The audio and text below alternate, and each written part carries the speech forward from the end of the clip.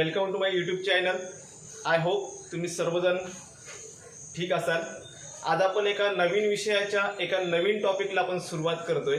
स्पर्धा परीक्षाच्या दुनियेत तुम्हाला माहित असेल महाराष्ट्र राज्य सरकार जेवढ्या काही स्पर्धा परीक्षा निघतात त्या सर्वच स्पर्धा परीक्षांमध्ये अत्यंत महत्त्वाची भूमिका बजावते तो विषय म्हणजे कोणता असेल तर मराठी विषय। आणि मराठी विषय तुम्हाला माहित असेल, मराठी विषयाची आपल्याला सुरुवात करायची आज आपल्याला। मराठी विषय हा MPSC असेल, तुम्ही तलाठी भरती असाल, पोलीस भरती असेल किंवा सरळ सेवा भरती, कोणतीही भरती द्या, सर्वच स्पर्धा परीक्षांमध्ये मराठी हा विषय एक अत्यंत महत्त्वाची भूमिका बजावतोय।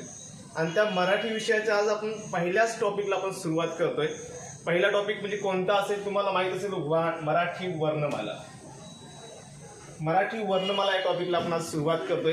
मराठी वर्णमालेमध्ये तुम्हाला तसं बघितलं तर आपण लहानपणापासून म्हणजे आपण पहिलीत असल्यापासून, इयत्ता पहिलीमध्ये असल्यापासून आपण मराठी वर्णमाला आपण शिकतोय। तुम्हाला माहित आहे मराठी वर्णमाला सर्वांनाच, पण आपण पहिलीत जे आपण मराठी वर्णमाला शिकतोय त्यात फक्त आपण वर्ण शिकतोय बघा, म्हणजे अ आ इ ई असं ह ळ क्ष ज्ञ पर्यंत, म्हणजे एवढे वर्ण आपल्याला सगळ्यांनाच माहीत आहेत।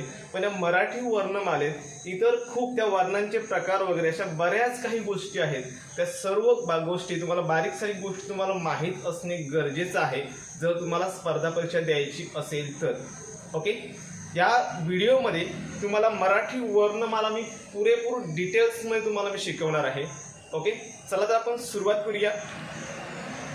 मराठी वर्णमालेमध्ये तुम्हाला माहीत असतील सध्याच्या कंडिशनला आताच्या स्थितीमध्ये मराठी वर्णमालेमध्ये एकूण 52 काय सांगा वर्ण आहेत। वर्ण म्हणजे तुम्हाला माहित असतील अ आ इ ई उ ऊ असे ह ळ क्ष ज्ञ पर्यंत एकूण किती वर्ण आहेत सांगा?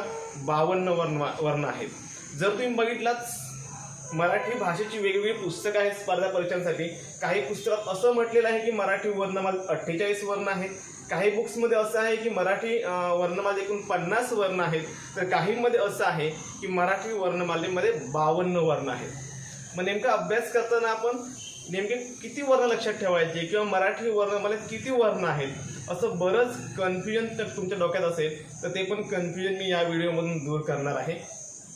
आपण सुरुवात करूया। मी सुरुवातच सांगते, मराठी वर्णमालेत सध्याच्या परिस्थितीमध्ये 52 वर्ण आहेत। ओके, जर तुम्ही बघितला 2009च्या अलीकडे म्हणजे 6 नोव्हेंबर 2009, 6 नोव्हेंबर 2009च्या आधी जर बघितला तर मराठी वर्णमालेत एकूण 48 वर्ण होते। किती सांगा? मराठी वर्णमालेत 48 वर्ण होते। आता ते जर आपण 48 वर्ण बघितले त्यावेळीचे आणि आताचे जे 52 वर्ण झाले म्हणजे एकूण 4 वर्ण वाढलेत। तर 4 वर्ण कोणते वाढलेत मराठी वर्णमालेमध्ये ते सुरुवातीला तुम्हाला सांगतो मी बघा। ॲ आणि अ हे दोन जे वर्ण आहेत, ॲ आणि अ हे दोन वर्ण मराठी वर्णमालेत वाढलेले आहेत।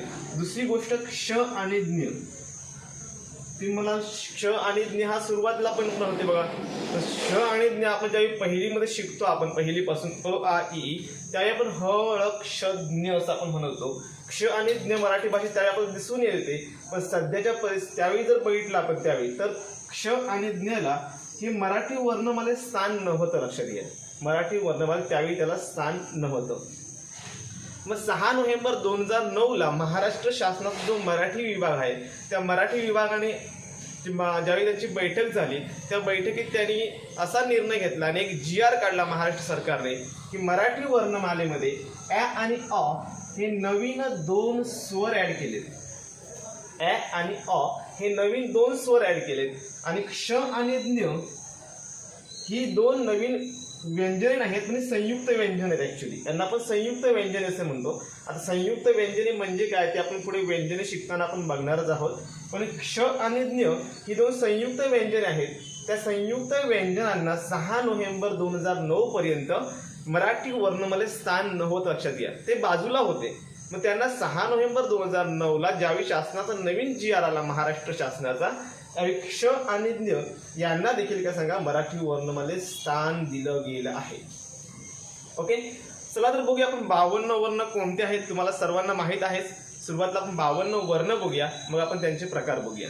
Okay, let's start. हे बघा, अ आ इ ई उ ऊ रू रू ए ऐ ओ औ ॲ अ अम आणि आह। ओके, त्यानंतर क ख ग घ ण तुम्हाला माहीत आहेतच. च छ ज झ न, ट ठ ड ढ न, त थ द ध न, प फ ब भ म, त्यानंतर य र ल व, श श स, ह ळ श आणि ज्ञ. असे एकूण किती सांगा 52 वर्ण आहेत. वाटल्यास तुम्ही मोजून बघा. तुम्हाला जर समजा मराठी वर्णमाला पाठ नसेल तर वाटल्यास त्याची स्क्रीनशॉट मारून घ्या आणि तुम्ही नीट लिहून घ्या. व्हिडिओ पॉज करा आणि ओके. हे जे 52 वर्ण आहेत तुम्हाला सुरुवातच सांगितलं मी. 52 वर्णामध्ये ॲ आणि अ हे 2009 साली आलेले आहेत आणि त्यांना इंग्रजी वर्णमालेत तुमच्याकडे हे दोन्ही जे वर्ण आहेत ॲ आणि अ हे इंग्रजीमधून मराठीत आलेले आहेत. लक्षात घ्या. याच्यावर प्रश्न विचारला गेलेला आहे बऱ्याच वेळेला. ॲ आणि अ हे जे दोन वर्ण आहेत ते इंग्रजीमधून मराठीत आलेले आहेत. लक्षात घ्या. मराठी म्हणजे इंग्रजीमधून त्यांना मराठीत घेतलेलं आहे. ओके. चला तर आपण हे जे वर्ण आहेत सगळे 52च्या 52 या 52 वर्णांचे वेगवेगळे प्रकार पडतात. जर आपण इंग्रजी वर्णमालेत जर बघितलं, इंग्रजी वर्णमालेत बघा ए पासून झेड पर्यंत एकूण 26च वर्ण आहेत बघा. 26 वर्णामध्ये फक्त 2च प्रकार पडतात. त्याच्यामध्ये बघितलं तर आपण स्वर आणि व्यंजन. ओके, तुम्हाला माहित असेल. ओके, तसंच ते मराठी वर्णमालेमध्ये देखील काही प्रकार पडतात. मात्र मराठी वर्णमालेत एकूण 4 प्रकार पडतात. किती सांगा? 4 प्रकार. हे चारही प्रकारामध्ये हे संपूर्ण जे वर्ण आहेत 52च्या 52 ते कशा प्रकारे त्याचं वर्गीकरण केलं गेलेलं आहे. ओके, हे आपण आपल्याला आता बघायचं आहे. ठीक आहे. चला तर आता आपण बघणार आहोत वर्णांचे प्रकार. आता जस्ट आपण बघितलं एकूण मराठी वर्णमालेत एकूण 52 वर्ण आहेत. ओके, 52 वर्णांचं वर्गीकरण नेमकं कशा प्रकारे केलेलं आहे, त्याचे कोणकोणते प्रकार आहेत हे आता आपण बघणार आहोत. ओके, मराठी वर्णमालेचे प्रकार हे खूप महत्त्वाचे आहेत. याच्यावर 100% प्रश्न असतो. लक्षात घ्या. कमीत कमी एक प्रश्न, जास्तीत जास्त 2 प्रश्न तुम्हाला 100% असणार आहेत आणि ते सर्व दोन्ही मार्क्स म्हणजे 100% कन्फर्म होणार आहेत. ओके, चला आपण बघूया मराठी वर्णमाला. आपण जस्ट बघितले अ पासून ज्ञ पर्यंत मराठी वर्णमाला आहे. त्यांचे प्रकार बघूया आपण सुरुवातीला. 1 नंबरचा प्रकार आपण बघणार आहोत तो म्हणजे स्वर. ओके, आता स्वर हा जो प्रकार आहे त्या स्वर या प्रकारामध्ये एकूण 14 वर्ण आहेत. ओके, तुम्हाला माहिती आहे एकूण 52 वर्ण आहेत. 52 पैकी 14 वर्ण असे आहेत जे काय सांगा स्वर आहेत. ओके, त्यानंतर दुसरा प्रकार आहे स्वरादी. स्वरादीमध्ये एकूण 2च वर्ण आहेत आणि लक्षात ठेवायला एकदम सोपं आहे. ओके, मी तुम्हाला पुढे सांगणार आहे ते शिकवताना. स्वरादी 2 आहेत. व्यंजने एकूण 34 आहेत. व्यंजने किती सांगा? एकूण 34 आहेत आणि संयुक्त व्यंजने किती आहेत सांगा? 2 आहेत. समजलं काय म्हटलं ते? मराठी वर्णमालेत एकूण 52 वर्ण आहेत. याच्यावर तुम्हाला प्रश्न विचारला तर असा विचारू शकतात, मराठी वर्णमालेत एकूण किती वर्ण आहेत? तर त्याचं उत्तर असेल 52. ओके, दुसरी गोष्ट बघा, असा पण प्रश्न विचारतील मूळ मराठी वर्णमालेत, मूळ शब्द अत्यंत महत्त्वाचा आहे. लक्षात घ्या. मूळ मराठी वर्णमालेत एकूण किती वर्ण आहेत असा जर प्रश्न आला तर लक्षात ठेवायचं मूळ मराठी वर्णमालेत 48 वर्ण होते. किती सांगा? 48. म्हणजे मूळ मराठी वर्णमाला म्हटलं तर त्याचं उत्तर असेल 48. आणि जर समजा असं म्हटलं की आधुनिक मराठी वर्णमालेत एकूण किती वर्ण आहेत तर 52. मी काय म्हणतो नीट लक्ष द्यायला. म्हटलं मूळ मराठी वर्णमाला, याला म्हटलं आधुनिक मराठी वर्णमाला. किंवा कधी कधी मूळ पण शब्द नसतो आणि आधुनिक पण शब्द नसतो. फक्त असं असतं की मराठी वर्णमालेत एकूण किती वर्ण आहेत तर 52. ओके, आता 52चं वर्गीकरण कसं आहे बघा. हे बघा, एकूण स्वर आहेत 14. तुम्हाला सांगितलं म्हणजे 52 पैकी 14 स्वर आहेत. ओके, आता 14 स्वर कोणते बघा. अ पासून स्टार्ट करतोय बघा मी. अ, आ, ई, उ, ऊ, नंतर रू आणि लू. ओके, नंतर ए, ऐ, ओ, औ, ॲ आणि अ असे एकूण किती सांगा 14 स्वर आहेत. ओके, पहिले जी जुनी वर्णमाला होती 2009च्या पूर्वीची, त्या वर्णमालेत एकूण फक्त 12 स्वर होते. लक्षात घ्या. मग आता 2 स्वर वाढलेत. बरोबर ना? हे बघा, मूळ मराठी वर्णमालेत 48 वर्ण होते की नाही. आता जर +4 झाल्यामुळे ते 52 झाले. मग +4 कोणते झाले सांगा? त्या +4 मधले 2 स्वर हे काय सांगा वाढलेले आहेत. 4 पैकी 2 काय वाढले सांगा? स्वर वाढलेत. कोणते 2 स्वर वाढलेत तर ॲ आणि अ. तुम्हाला मगाशी सांगितलंय मी ॲ आणि अ हे 2 स्वर सांगा वाढलेले आहेत. ओके, हे कुठून आले सांगा तर इंग्रजी वर्णमालेतून मराठी वर्णमालेत आलेले आहेत. ओके, तुम्हाला स्वरांची ओळख झालेली असेल. स्वरांचे अजून प्रकार पडतात ते आपल्याला बघायचे आहेत, त्याआधी आपण पुढे पुढे चालू जाऊया. ओके, चला स्वर किती सांगा, एकूण 14 आहेत. नंतर मग आपण स्वरादी बघूया. स्वरादी फक्त 2च आहेत, मराठी वर्णात 2च स्वरादी आहेत. कोणते सांगा, अम आणि आहा. 2च स्वरादी, अम आणि आहा. व्यंजने क पासून ळ पर्यंत सगळी व्यंजने आहेत. म्हणजे क ख ग घ न तुम्हाला माहित आहे, परत सांगत बसत नाही मी. क पासून ळ पर्यंतची सगळीच्या सगळी व्यंजने आहेत. ओके, आणि बघा संयुक्त व्यंजने 2 आहेत, क्ष आणि ज्ञ. 2 काय सांगा, संयुक्त व्यंजने आहेत. ही संयुक्त व्यंजन लक्षात जस्ट नवीन वाढलेली आहेत, लक्षात घ्या. म्हणजे पहिली मराठी वर्णमालेत नव्हती, यांना मराठी वर्णमालेत 2009 पूर्वी स्थान नव्हतं, लक्षात घ्या. आता त्यांना मराठी वर्णमालेत स्थान दिलेलं आहे. म्हणजे क्ष आणि ज्ञ हे 2 वर्ण आणि हे 2 स्वर ॲ आणि अ असे एकूण 4 वर्ण वाढले. तुमच्या लक्षात आलं असेल कोणते 4 वाढले ते. ओके, आता ॲ आणि अ आपलं समजलं. आपण मराठीत आता सध्या बोलताना ॲ आणि अ या 2 स्वरांचा आपण सहज वापर करतो आपण, म्हणून त्यांना मराठी वर्णमालेत स्थान दिलेलं आहे. तर क्ष आणि ज्ञ हे का वाढलेत ते आपण थोडक्यात बघूया. लक्षात घ्या, हे जर संयुक्त व्यंजने असतील, हे आता संयुक्त व्यंजने आहेत, तसेच संयुक्त स्वर देखील आहेत, लक्षात घ्या मराठी वर्णमालेत. ओके, आता संयुक्त म्हणजे काय, पहिली गोष्ट म्हणजे संयुक्त व्यंजने आपण कशाला म्हणतो. एकूण ही जी व्यंजने आहेत, एकूण व्यंजने लक्षात घ्यायचं, त्यातले कोणतीही 2 व्यंजने जर एकत्र आली, कोणतीही 2 व्यंजने जर एकत्र येऊन नवीन व्यंजन जर तयार होत असेल तर त्याला आपण संयुक्त व्यंजन असं म्हणतो. म्हणजे 2 वर्ण 2 व्यंजने ते एकत्र आले, लक्षात घ्यायचं. उदाहरणार्थ आपण तुम्हाला श म्हणतो आपण, बरोबर, किंवा ज्ञ म्हणतो. बघा ज्ञ म्हणतो आपण कसं सांगा, आपण ज्ञ जर लिहायचं झाला तर आपल्याला द अधिक न अधिक य, बरोबर आहे की नाही, असं आपण ज्ञ लक्षात ठेवायचं. म्हणजे ज्ञ हा जो एकच वर्ण दिसतो, पण त्याच्या मागे किती व्यंजन आहे सांगा, एकूण द न आणि अशी 3 व्यंजने आहेत. बघा, म्हणजे 2 किंवा त्यापेक्षा जास्त व्यंजन येऊन जर एखादा नवीन वर्ण तयार होत असेल, नवीन व्यंजन तयार होत असेल, तर त्याला आपण संयुक्त व्यंजन असं म्हणतो. ओके, ही झाली संयुक्त व्यंजने झाली.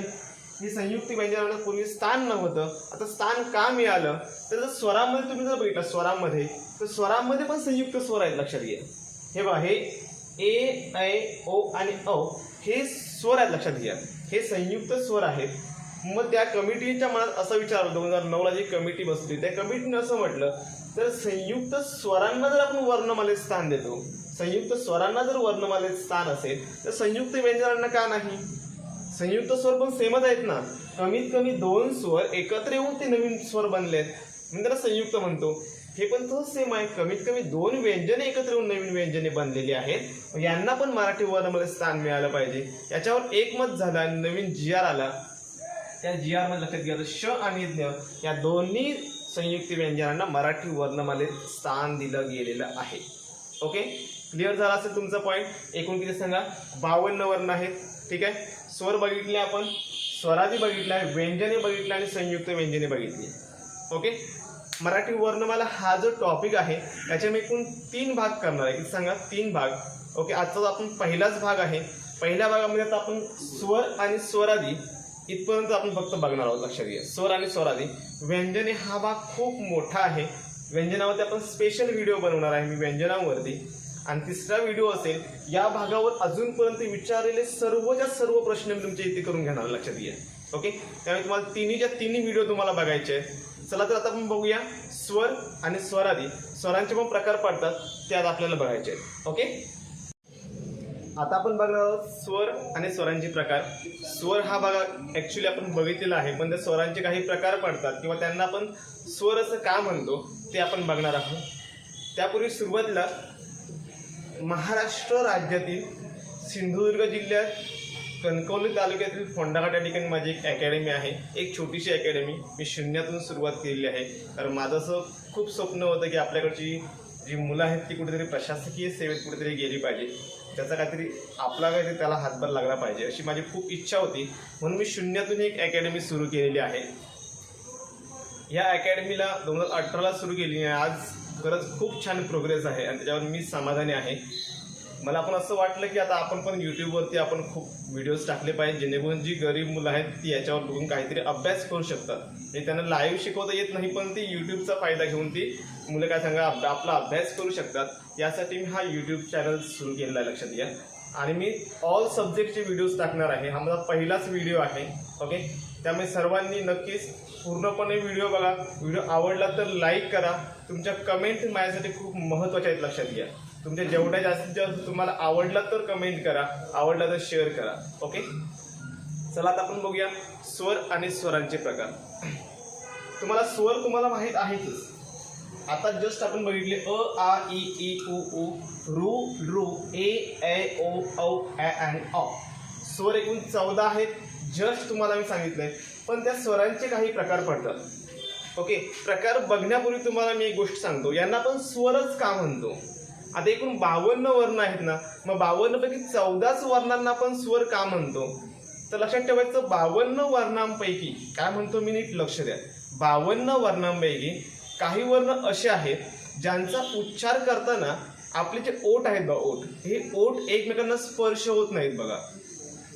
ज्या वर्णांचा उच्चार करताना ओठ एकमेकांना स्पर्श करत नाहीत किंवा जीभ जी आहे आपली जीभ, जिभेतील आपल्या तोंडातल्या इतर कोणत्याच भागाला स्पर्श होत नाही. तोंडात बरेच भाग आहेत, लक्षात दात आहेत, आपले टाळू आहे, मृदा आहे, कंठ आहे, बरोबर ना. असे बरेच भाग आहेत, पुढे आपल्याला ते व्यंजनामध्ये बघायचे आहेत.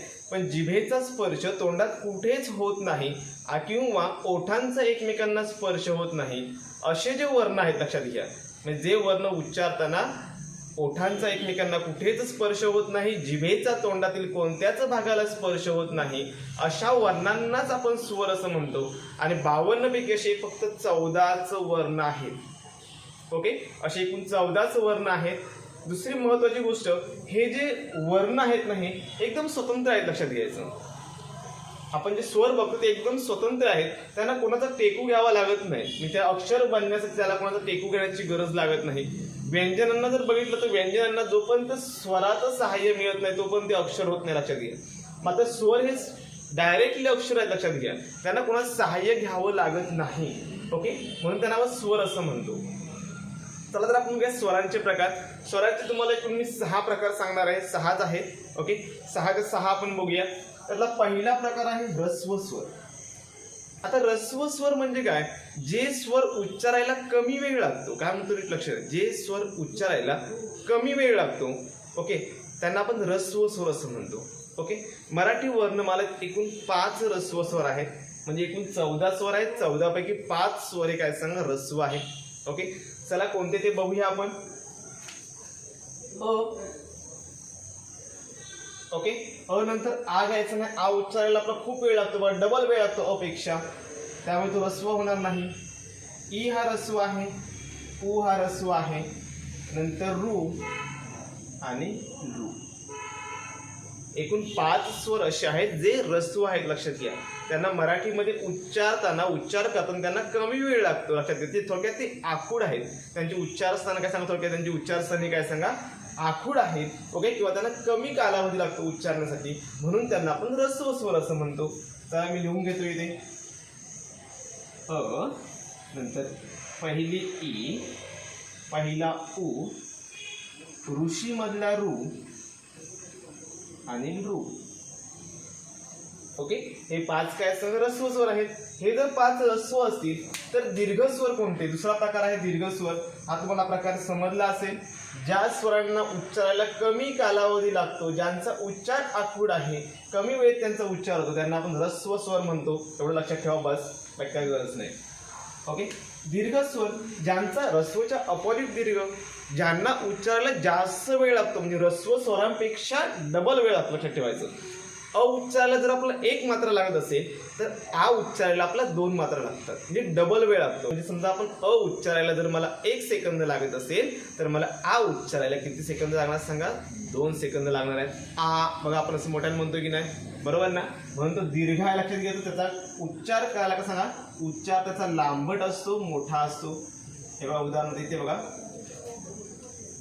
दीर्घ स्वर पहिला आहे आ, दुसरा आहे ई आणि तिसरा आहे उ. आ, ई आणि उ. ओके, दीर्घ स्वर हे 3च आहेत, लक्षात घ्या. दीर्घ स्वर काय 3च आहेत. अजून दीर्घ स्वर आपल्याकडे होते, पहिल्यांदा रू पण होता आणि रू पण होता. म्हणजे हा जो रू आहे ना, हा ऱ्हस्व आहे, हा रू आहे, हा पण ऱ्स्व आहे, यांचे पण दीर्घ स्वर होते लक्षात घ्यायचं. म्हणजे अ चा दीर्घ स्वर कसा आ आहे, ई चा दुसरा ई, ऊ चा दुसरा ऊ, तसा रू चा पण दुसरा रू होता. परंतु मराठी वर्णमालेत काय सांगा त्याचा यूज केला जात नव्हता, वापर केला जात नव्हता रूचा आणि रूचा, म्हणून त्यांना मराठी वर्णमालेतून कमी करण्यात आलेलं आहे, लक्षात घ्या. ओके, त्यामुळे ते आपण विचारात घेत नाहीत. सध्या त्यांना मराठी वर्णमालेत स्थान नाही आहे, पण त्यांचा अभ्यास करण्याची तुम्हाला गरज नाही. म्हणजे दीर्घ स्वर एकूण 3च आहेत. एकदम साधी गोष्ट आहे, त्यांचा उच्चार खूप लांबट असतो, त्यांना आपण दीर्घ स्वर असं म्हणतो. नेक्स्ट बघा संयुक्त स्वर. ओके, आता संयुक्त स्वर मगाशी तुम्हाला सांगितलं जशी संयुक्त व्यंजन आहेत तसे संयुक्त स्वर आहेत, लक्षात घ्यायचं. संयुक्त स्वर कोणते तर ए, ऐ, ओ आणि औ. एकदम साधी गोष्ट आहे बघा. ए, ऐ, ओ आणि औ यांना संयुक्त स्वर का म्हणतो तर कोणतेही 2 स्वर एकत्र येऊन, लक्षात घ्यायचं, कोणतेही 2 स्वर एकत्र येऊन ज्यावेळी नवीन स्वर तयार होतो त्यांना आपण संयुक्त स्वर असं म्हणतो. ओके, आधी मी लिहून घेते संयुक्त स्वर. हे बघा, ए, ऐ, ओ आणि औ. ओके, आता यात आता बघा इथे ए आहे, ए साठी कोणते 2 स्वर एकत्र आहेत हे तुम्हाला माहित असलं पाहिजे, याच्यावर प्रश्न विचारतात. ओके, ए साठी कोणते 2 स्वर एकत्र आलेत, ऐ साठी कोणते आलेत, ओ साठी कोणते आलेत, औ साठी कोणते आलेत. आता आपण जर यांना जर आपण संयुक्त स्वर म्हटलं तर हे संयुक्त स्वर तयार होण्यासाठी यातले कोणते तरी 2 स्वर एकत्र आले असणार, लक्षात ठेवायचं. ओके, चला तर आपण बघूया ते कोणते स्वर आहेत. ए मीन्स काय, आय मीन्स काय ते बघूया आपण. हे बघा, पहिल्यांदा म्हणतो आपण ए. आता ए हा जो स्वर आहे, ए हा स्वर लक्षात ठेवायचं अ आणि ई पासून बनलाय. अ अधिक ई, मग तो ई तो पहिला असेल किंवा दुसरा कोणताही घेतला तरी चालतो. म्हणजे हा अ अधिक पहिला ई घेतला तरी पण ए तयार होतो आणि अ अधिक दुसरा ई घेतला तरी पण त्याचा हा ए तयार होतो. ओके, म्हणजे ए हा स्वर कशापासून बनला, 2 स्वर, हा पण स्वर आहे ना, हा पण स्वर आहे की नाही, म्हणजे 2 स्वरांपासून तो नवीन स्वर बनलाय, म्हणून त्याला आपण संयुक्त म्हणतो. ऐ पण सेम तहात बघा, यात काहीही अवघड नाही, लक्षात घ्यायचं. ऐ बनवताना आपण आ अधिक ई करतो. एकदम साधी गोष्ट आहे, अ अधिक ई आणि आ अधिक ई. तुम्हाला लक्षात ठेवायचं, जास्ती मोठं असं काय नाही. अ अधिक ई, ई सेम आहे, फिक्स आहे, लक्षात ठेवायचं. आणि आ अधिक ई, ई आला की ए आणि ऐ तयार होतो. असंच सेम बघा, ओला ओ तयार करताना लक्षात ठेवायचं बघा, अ अधिक पहिला ओ किंवा दुसरा ओ, ऊ आला की ओ तयार झाला. आणि औ म्हणजे काय सांगा, आ अधिक पहिला ऊ किंवा दुसरा ऊ. एकदम साधी गोष्ट आहे बघा. ओ म्हणजे काय सांगा, अ अधिक ऊ आणि औ म्हणजे आ अधिक ऊ. म्हणजे प्रत्येक ठिकाणी बघा 2 स्वर एकत्र आले सांगा. हे बघा लक्ष द्या, इथे बघा ए तयार करताना अ अधिक ई, ऐ तयार करताना आ अधिक ई, ओ तयार करताना अ अधिक ऊ आणि औ तयार करण्यासाठी आ अधिक ऊ. Okay, clear. हे 2 स्वर एकत्र येऊन ज्यावेळी नवीन स्वर निर्माण होतो, नवीन स्वर तयार होतो, त्यांना आपण संयुक्त स्वर असे म्हणतो. क्लिअर. ओके, चला, याच्यावर बऱ्याच वेळा प्रश्न विचारलाय, हे लक्षात ठेवायचं तुम्हाला. 100% याच्यावरती प्रश्न जास्तीत जास्त असतो. ओके, हे एकदम साधी गोष्ट आहे. अ अधिक ई जर ई केला असं तुम्ही तर काय त्याला सांगा, ए तयार होतो. आ अधिक ई केला तर ऐ तयार होतो. तसं सेम अ अधिक ऊ केला, कोणताही ऊ घ्या तर ओ तयार होणार. म्हणजे आ अधिक ऊ केला तर औ तयार होतो. एकदम इझी आहे, काय अवघड नाही, लक्षात घ्या. ओके, चला नेक्स्ट बघा, इंग्रजीतून आलेले स्वर तुम्हाला माहित आहेत. इंग्रजीतून 2च स्वर आलेत, कोणते सांगा, ॲ आणि ऑ. इंग्रजी स्वर कोणते सांगा, ॲ आणि ऑ. यांना लक्षात ठेवायचं, 6 नोव्हेंबर 2009च्या शासन GR नुसार त्यांना मराठी वर्णमालेत स्थान दिलेलं आहे. ओके, ॲ आणि ऑ. चला, आपण जर बघितलं सगळे स्वर संपलेत बघा ना, सगळेच्या स्वर आपण इथे प्रकार बघितले. पण लक्षात ठेवायचं, स्वरांच्या उच्चार स्थानावरून स्वरांचे परत 2 प्रकार पडतात, ते म्हणजे सजातीय स्वर आणि विजातीय स्वर. उच्चार स्थानानुसार लक्षात ठेवायचं, स्वरांचा आपण जो उच्चार करतो, उच्चार करण्याचं काही ठराविक स्थानं असतात, त्या स्थानावरून हे 2 प्रकार पडतात. त्यामध्ये सजातीय आणि विजातीय. ओके, आपण थोडक्यात बघूया. चला, सजातीय स्वर कोणते या हे जे स्वर आहेत लक्षात ठेवा, या स्वरांपैकी थोडक्यात सांगायचं तर हे ए ऐ ओ औ हे फक्त संयुक्तच आहेत. इथे कुठे येणार नाही बाई, कुठे ते ए ऐ ओ आणि औ. दुसरी गोष्ट ॲ आणि अ हे इंग्रजीचीच आहेत, त्यांचा पण इथे फरक पडणार नाही.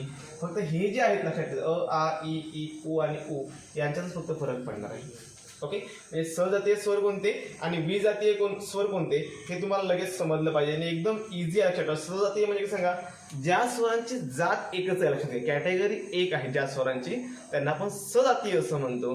आणि ज्या स्वरांची जात वेगवेगळी आहे, भिन्न आहे, त्यांना विजातीय असं म्हणतो. सजातीय स्वर लक्षात ठेवायचं जोडी जोडीने येतात. ओके, आणि विजातीय पण हे जोडीने येतात लक्षात ठेवायचं, सिंगल नसतो. इथे बघा आपण हे प्रकार बघितले, अ इ उ रू हे सिंगल आहे, पण हे जोडी जोडणे लक्षात ठेवायचं. ज्यांची कॅटेगरी सेम आहे अशा दोन स्वरांची जोडी जर एकत्र आली तर ते सजातीय होणार आहे. आता बघूया आपण असे कोणते स्वर आहेत बघा. अ आणि आ एकदम सोपं आहे, सहज तुमच्या लक्षात राहील. अ आणि आ काय सांगा, ही जोडी सजातीय आहे, एकाच जातीमधली आहे बघा, अ आणि आ यांची जोडी.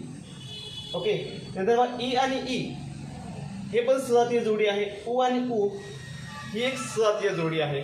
म्हणजे अ आ ई ई उ आणि उ. ओके, एकूण तीनच सजातीय स्वरांच्या जोड्या आहेत लक्षात ठेवायचं, अ आ ई ई आणि उ उ. ओके, लक्षात ठेवायचं. याच्या बाहेर तुम्हाला सांगतो आणि मगाशी सांगितलं तुम्हाला रू जो स्वर आहे, रू आणि लू यांच्या पहिले लक्षात ठेवा, सुरुवातीला दीर्घ स्वर यांचे होते पण आता सध्या ते नाही आहेत. ओके, बघा तुमच्या लक्षात ठेवण्यासाठी लक्षात ठेवा, पण सध्या ते नाही आहेत लक्षात घ्यायचं. हे बघा आपण असा रू असा काढतो आपण.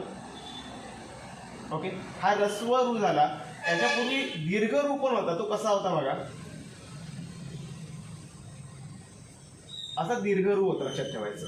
म्हणजे यांची पण सजातीय जोडी झाली असती, पण सध्याच्या कंडिशनला हा स्वर नाही आहे लक्षात घ्या, मराठी वर्णमालेत नाही आहे, त्यामुळे त्यांना आपण सजातीय स्वरांची जोडी असं म्हणणार नाही. असं सेम रूचं पण होतं बघा, रस्वल रू तुम्हाला माहिती आहे, हा दीर्घ पण रू होता. ओके, पण तो सध्या लक्षात ठेवायचा, हा रू पण नाही आहे, त्यामुळे याला पण सजातीय स्वरांची जोडी असं म्हणता येणार नाही. यांचे रस्व आहेत पण दीर्घ नाही लक्षात ठेवायचं, रस्व दीर्घ रस्व दीर्घ रस्वान दीर्घ अशी जोडी आहे. ओके, तुम्हाला सजातीय स्वर समजले असतील. तर सेम विजातीय स्वर आता आपण बघणार आहोत. विजातीय स्वर लक्षात ठेवायचं, हे जे स्वर आहेत ना, अ आ ई ई आणि उ उ. ओके, यांच्यामध्ये अ सोबत बा जोडीला आज पाहिजे तरच तो सजातीय होणार आहे. अ सोबत जोडीला जर आपण आ सोडला तर इतर कोणताही जर आपण स्वर घेतला, हे बघा अ सोबत जर आ न घेता अ आणि ई घेतला, अ आणि हा ई घेतला, अ आणि उ घ्या किंवा अ आणि हा उ घ्या, कोणताही स्वर घ्या लक्षात इथपर्यंत, तर ते विजातीयच होणार आहे लक्षात घ्या. कोणताही घ्या, फक्त आ नको आहे सोबत त्याला जोडीला. ओके, आजी जर थोडक्यात आपण समजा ॲलर्जी आहे, आ सोबत त्याला जोडीला नको आहे, म्हणजे अ सोबत जर ई आला, दुसरा ई कोणताही स्वर येऊ देत तर तो विजातीय स्वर झाला. आता 2-3 एक्झाम्पल घेतो, सगळी घेत नाही मी. हे बघा, अ आणि समजी आपण पहिला ई विजातीय झाला, नंतर घेतो अ आणि घेतो उ, हा पण विजातीय झाला बघा. ओके, अचंच एक्झाम्पल काय आपण दुसरं पण कोणतेही घेऊ शकतो. मी घेतो आपण आ आणि ई घेऊया, आ आणि हा ई घ्या, आ आणि हा उ घ्या किंवा हा उ घ्या, तरी पण तो विजातीयच होणार आहे. हे बघा, आ अधिक ई, आ अधिक ई केला तरी तो विजातीय झाला. ओके, किंवा आ अधिक दुसरा उ जरी घेतला तरी तो विजातीय झाला. अशी आपल्याला विजातीयची आपल्याला बरीच एक्झाम्पल भेटू शकतात. हा ई आणि तुम्ही हा आपण कोणताही काही घेऊ शकता तुम्ही. ओके, ई आणि उ जरी घेतला तर तो विजातीय होणार लक्षात घ्या. ई आणि उ अशा भरपूर जोड्या तुम्हाला भेटू शकतात विजातीयच्या. ओके, फक्त एवढं लक्षात ठेवायचं. ऱ्हस्व स्वर एकूण किती आहेत सांगा, 5 आहेत. दीर्घ स्वर एकूण 3 आहेत. ओके, संयुक्त स्वर एकूण 4 आहेत. इंग्रजीतून आलेले स्वर फक्त 2च आहेत. ओके, सजातीय स्वरांच्या जोड्या एकूण 3 आहेत आणि विजातीयच्या आपण बऱ्याच काढू शकतो, तुम्ही काढून म्हटल्यास बघा. ओके, इथपर्यंत आपला स्वरांचा भाग संपलेला आहे. अजून आपल्याला फक्त स्वरादी बघायचे आहे. ओके, स्वरादी बघण्यापूर्वी एक गोष्ट तुम्हाला काय सांगतो, नीट लक्ष द्या.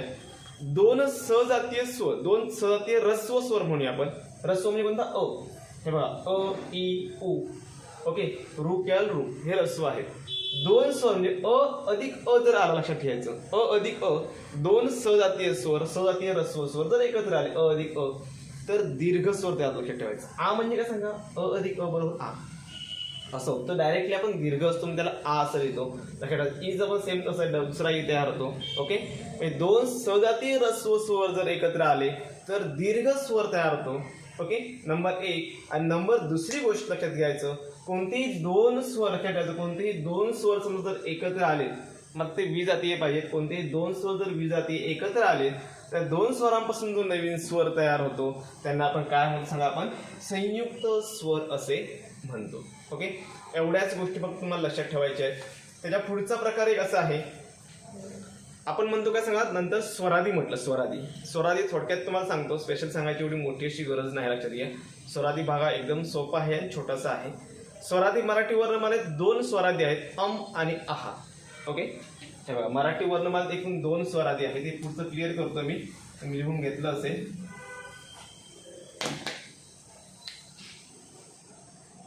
मराठी वर्णमालेत एकूण स्वरादी किती आहेत सांगा, दोनच आहेत. त्या आहेत आणि आहा. ओके, लक्षात ठेवायचं, कोणत्याही स्वराच्या डोक्यावर जर अनुस्वार, मी काय म्हणतो नीट लक्ष द्या, स्वराच्या डोक्यावर अनुस्वार किंवा स्वराच्या नंतर जर विसर्ग आला, काय म्हणतो नीट लक्ष द्या, याला आपण अनुस्वार म्हणतो की अच्या डोक्यावर अनुस्वार आहे. स्वराच्या डोक्यावर जर अनुस्वार आला आणि स्वरानंतर जर विसर्ग आला तर लक्षात ठेवायचं, ते जे वर्ण असतात त्यांना आपण स्वरादी असं म्हणतो. आता अशा टाईपचे मराठी वर्णमालेत फक्त दोनच वर्ण आहेत, कोणते सांगा, आणि आहा. ओके, लक्षात ठेवा, इथे अ हा स्वर आहे, स्वराचा उच्चार आधी होतो, लक्षात ठेवायचं. म्हणजे हा जो अनुस्वर आहे ना, अनुस्वराच्या आधी स्वराचा उच्चार झाला पाहिजे. अ म्हणतो बघा, ते अ नंतर म्हणतो बघा, पुढे म लागतो, बरोबर की नाही. म्हणजे सुरुवातीला अ आहे, नंतर असं म्हणतो आपण बघा, म्हणताना म्हणजे आधी स्वर पाहिजे, लक्षात ठेवायचं, नंतर अनुस्वर. ओके, तेव्हा सेम आधी स्वर नंतर विसर्ग आहा, बरोबर की नाही. अ नंतर आपण ह म्हणतो बघा, उच्चार चढ येतो बघा, आहा. म्हणजे काय ते स्वर आणि नंतर पुढे व्यंजन येतं ह असं. ओके, म्हणजे स्वराच्या डोक्यावर जर समजा अनुस्वार असेल आणि स्वरानंतर जर विसर्ग आला असेल तर त्यांना स्वरादी असं म्हणतो. मराठी वर्णमालेत फक्त दोनच स्वरादी आहेत. ओके, आणि पूर्ण व्हिडिओ बघा, याच्यावर खूप सराव करा. याच्यासाठी special question papers, extra questions मी तुम्हाला सॉल्व्ह करून देणार आहे नंतर थर्ड पार्टमध्ये. ओके, हा भाग झाला की दुसरा पार्ट पण आमचा पुढे लगेच येतोय, तो देखील पार्ट बघा. ओके, चला याकडे स्टॉप करतोय मी. थँक्यू.